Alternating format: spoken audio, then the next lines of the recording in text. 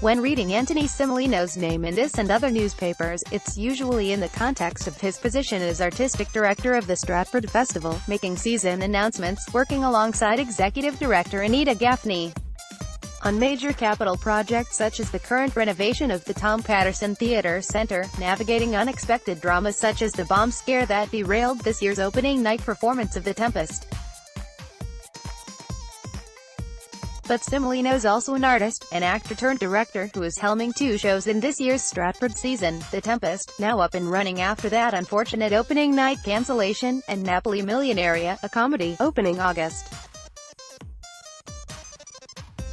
2, with Serious Purpose by Edoardo De Filippo, to which Similino is bringing some personal investments as a first-generation Italian-Canadian.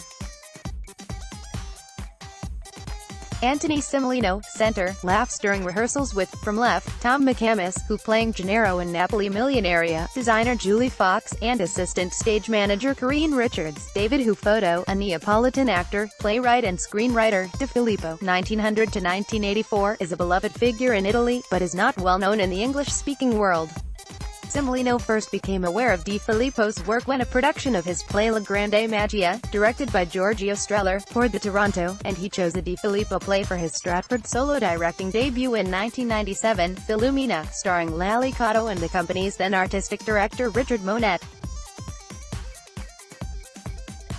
Explaining the appeal of these 3 plays, all written in the 1940s, Similino likens De Filippo's writing to Chekhov, in that it is both comic and tragic, and the very things that are comic are inherently tragic, and vice versa.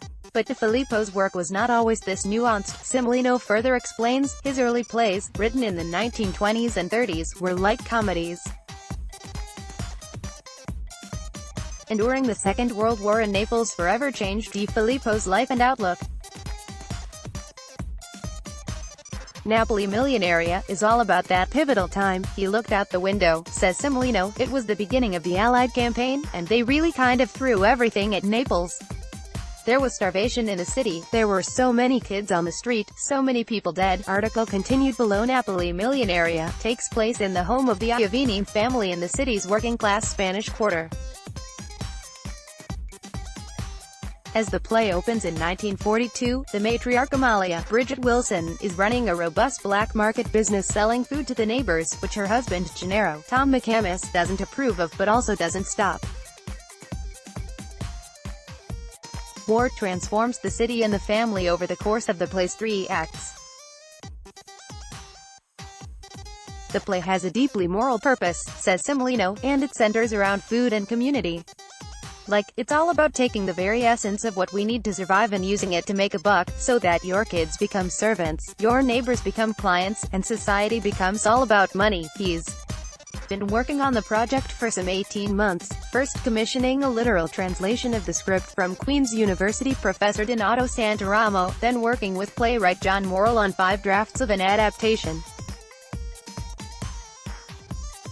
Born in Canada, to Italian parents, Similino's first language was Italian, but he struggles to understand De Filippo's play in the original because it's written in a dense Neapolitan dialect.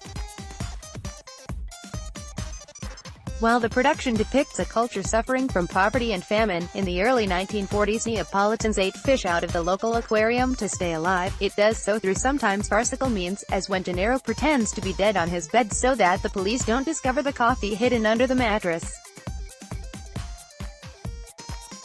The original promotional photography for the production attempted to capture this tone and theme by picturing McCamus with food stuffed into his trousers, but some people contacted Stratford saying they found the images problematic because, as Similino explains, they felt that this somehow made light of the Italian immigrant situation.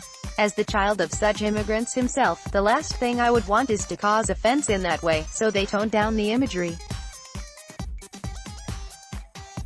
The role of Gennaro is a complex one. A First World War veteran, he initially comes off as passive and emasculated, but goes on a literal and figurative journey during the play that reveals different aspects of his character.